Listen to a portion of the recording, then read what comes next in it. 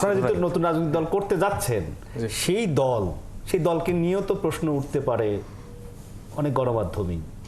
সেগুলো জবাব দেওয়ার জন্য এই যে তরুণ প্রজন্মের দল যেটি ডিজিটাল প্ল্যাটফর্মে অনেক বেশি সক্রিয়, তাদের প্রস্তুতি কেমন? আমরা উই আর ভেরি ওপেন, মানে আমাদের সমালোচনা আলোচনার জন্য আমরা আসলে ওপেন। আমাদের ভুল ত্রুটিও হচ্ছে না যে তা না। আমাদের বৈষম্যবিরোধী ছাত্র আন্দোলন, জাতীয় নাগরিক কমিটি, কারণ আমরা তো পুরো দেশব্যাপী বিস্তার করেছি এবং খুব অল্প সময়ে এই বিস্তৃতিটা ঘটেছে। সেই জায়গা থেকে অনেক ভুল ত্রুটি হচ্ছে, সেই জায়গাটা আমরা ওপেন এবং আমরা সাথে সাথে ব্যবস্থা নিই যদি এরকম কোনো অনিয়ম বা কোনো মানে দুর্নীতি বা এরকম কোনো জায়গায় আমরা দেখতে পাই, যেটা আমাদের প্রিভিয়াস কালচারে রাজনৈতিক মানে এই কালচারগুলো ছিল না।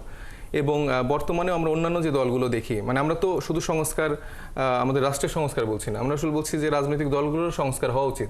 তাদের যে প্রথাগত ট্রেডিশন, তাদের যেই রাজনৈতিক বন্দোবস্ত, সেই জায়গাটাও সংস্কার হওয়া উচিত এবং আমরা সেই সংস্কারটা বিলিভ করি এবং সেই জায়গা থেকে আমাদের নতুন যে রাজনৈতিক বন্দোবস্ত সেটা নাগরিক কমিটি তৈরি করছে। সেটি নিশ্চয়ই 21 থেকে 23 তারিখের মধ্যে উপস্থাপন করবে বা 20 থেকে 23 তারিখের মধ্যে সেটি দেশবাসী সেটি পরিষ্কারভাবে জানতে পারবে। আপনার অনেক ব্যস্ততার মধ্যে আপনি 71 টেলিভিশন স্টুডিওতে এসে সময় দিয়েছেন।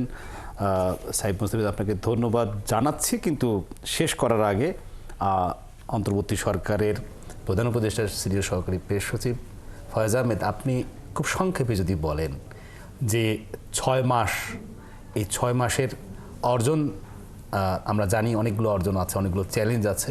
মহাকালের সময় বিবেচনা করলে সেটি বড় সময় নয়, কিন্তু গুরুত্বপূর্ণ সময় পার করেছে।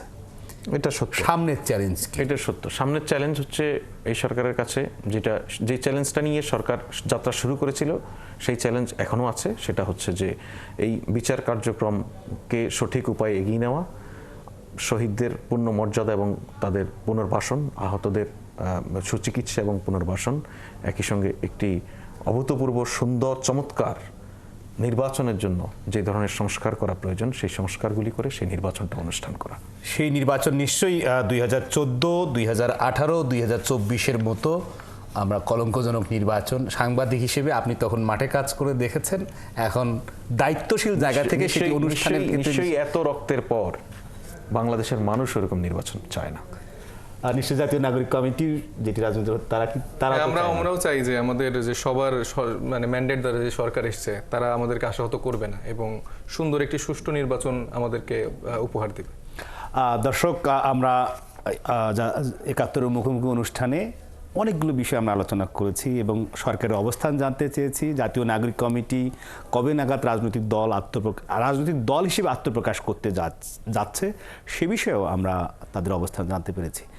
একই রকমভাবে অন্তর্বর্তী সরকারের কাছে, বিশেষ করে জুলাই আগস্ট আন্দোলনে যারা শহীদ হয়েছেন, যারা আহত হয়েছেন, যারা এখনও চিকিৎসার জন্য হাসপাতালে বেডে শুয়ে, তাদের অনেক প্রত্যাশা আছে, সেই প্রত্যাশাগুলো পূরণ হবে। একই রকমভাবে তাদের পুনর্বাসন হবে এবং যারা জুলাই আগস্টের হত্যাকাণ্ডের সাথে জড়িত, তাদের বিচার দ্রুত সময়ের মধ্যে দৃশ্যমান হবে, সেরকমটি প্রত্যাশা রেখে দর্শক 71 মুখোমুখি অনুষ্ঠান আজ এ পর্যন্তই।